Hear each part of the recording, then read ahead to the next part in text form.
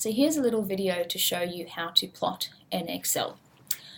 So in question 13 of the Impulse Momentum Prac, you've been asked to select one trial for each strategy, and then for each strategy plot average force. And in this case, when we say average, we mean net force. So ground reaction force minus the weight.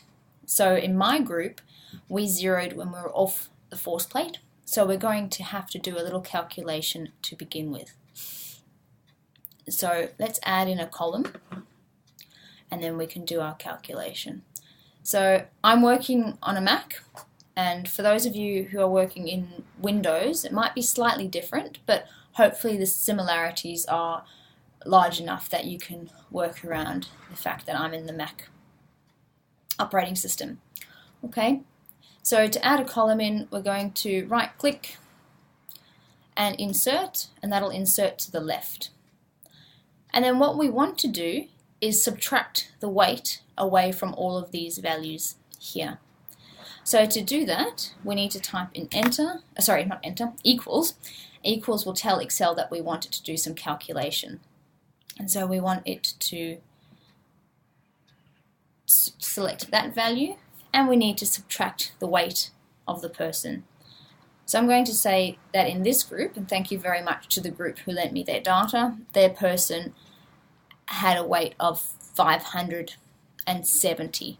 And apologies if this is incorrect, I'm just sort of guessing it from the data. So we're going to say subtract 570 from the ground reaction force readings. So we just type in minus 570. Okay, and now you can either drag it and you'll see that the formula is repeated throughout.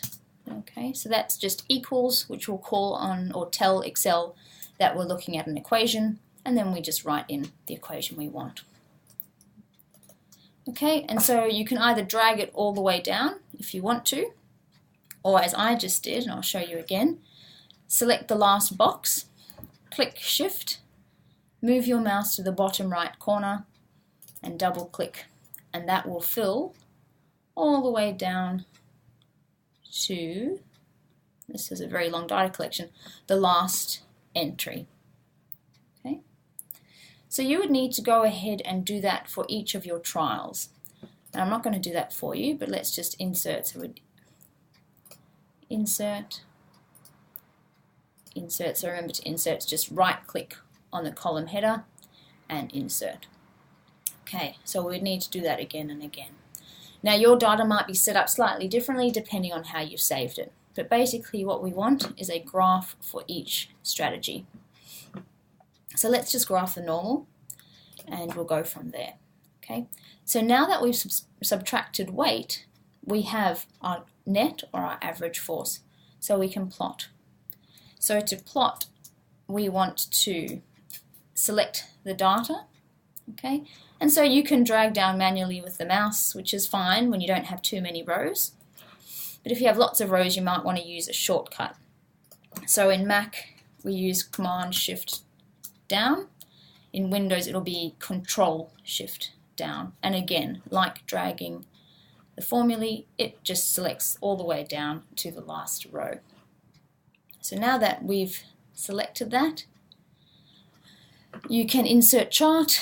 So there's a number of ways you can do that. You can choose the insert. Unfortunately, my screen capture won't let me do that, but if I click insert, we can choose chart from there, or we can come to here and say chart. Okay, what we want is a scatter, and we can make it as smooth without the data points. You can have the markers there if you like, but it'll look a bit clunky. So let's choose this one. Okay, now this is the default in Excel and it looks pretty ugly to me. So first thing we'll notice is that force is on the Y, which is exactly what we want, but on the X it's just number of data points. So in this group they had 125 data points. What we actually want it to be is to be time.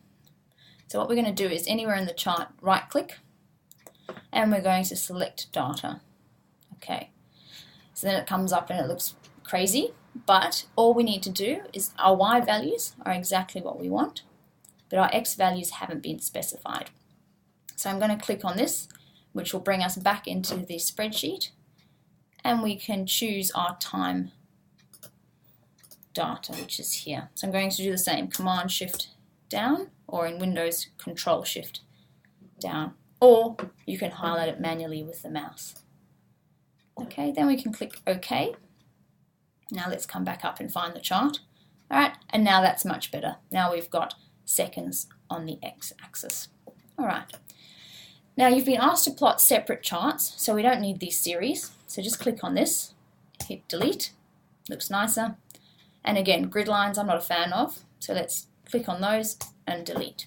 Okay, now the thing you need to now include are titles. So you need to tell me what the x-axis is and what the y-axis, and then overall what the chart. So we go to chart layout, and then we can see we've got chart titles, axis titles. So let's do axis titles first. Horizontal axis, and here you can double click, you have time, and usually put the units in brackets, so time in seconds. Then we do the same with the vertical. Okay, I like to rotate it, looks neater. Double click in the box, and we're looking at force in newtons. Okay, next is our chart title. I would do it above, up to you. And so for this group it was their normal jump, or if you wanted to be very descriptive you could say net force during normal jump, which looks nice. Okay, you can change the font of this, etc. Now you know where I'm going in 15 minutes. And we can do that at home. Okay, so if we click home, we can change this. Calibri is the default in this version. You can change it to Arial, whichever font you like, as long as it's readable. So I'd really like you to customize this graph. I don't want you to get pinged for plagiarism, so make sure your graph looks different to other people's. Okay. The last thing I would do is change my x-axis. So you can see that the x-axis goes from 0 to 3, but really the data finishes at 2.5. So let's cut this axis off. So I'm going to click on one of the numbers, doesn't matter which one, as long as you select the axis. I'm going to right click on that, and I'm going to format. Okay, so a box comes up, and you'll see that I've got it on auto scale, that's the default. I'm going to change it, so my maximum, I don't want it to be 3 because it's just showing empty data. And we're going to set it at 2.5 or whatever's appropriate for your particular data set. And click OK. Right? And so now you've got a nice looking graph. You can change the color of this line. So you can click on it, look at format, do different lines, different colors, different fonts, etc. So make sure you customize that. And so what you're going to do is repeat this process for every strategy, and then in the next video I'm going to show you what to do to answer the remaining questions.